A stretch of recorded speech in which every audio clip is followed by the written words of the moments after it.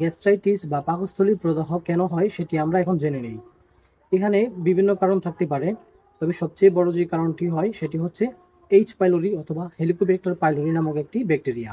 এই ব্যাকটেরিয়া আমাদের পাকস্থলীর প্রদাহ বাড়িয়ে দেয়, যে কারণে আমাদের পাকস্থলীর যে আবরণ সেটি ক্ষতিগ্রস্ত হয়।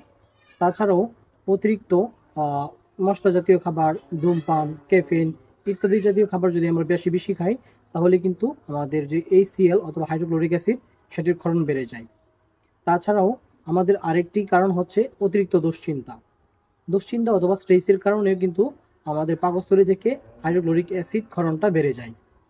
এছাড়া আরেকটি কারণ হচ্ছে বাংলাদেশের মধ্যে যেটি বেশি কমন, সেটি হচ্ছে অতিরিক্ত অথবা অনিয়মিত খাদ্যাভ্যাস। অনিয়মিত খাদ্যাভ্যাস কিন্তু গ্যাস্ট্রিক অ্যাসিড ক্ষরণটাকে বাড়িয়ে দেয়। আমরা যদি দুইটি খাবারের মাঝখানে অনেকক্ষণ ধরে বিরতি দেই অথবা দিনের বেশিরভাগ সময় যদি আমরা না খেয়ে থাকি, তখন কিন্তু আমাদের গ্যাস্ট্রিক অ্যাসিডের ক্ষরণটা বেড়ে যায় এবং সেখান থেকেও কিন্তু গ্যাস্ট্রিকের যে অ্যাসিডিটি সেটা বেড়ে যাবে এবং আমাদের পাকস্থলীর প্রদাহ হবে।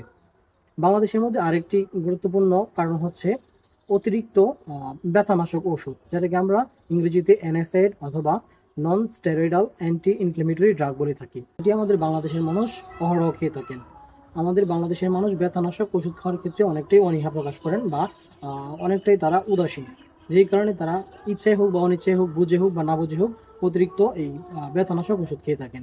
এটি কিন্তু গ্যাস্ট্রিক অ্যাসিডিটি অথবা গ্যাস্ট্রাইটিস হওয়ার মারাত্মক একটি কারণ, মারাত্মক গুরুত্বপূর্ণ একটি কারণ।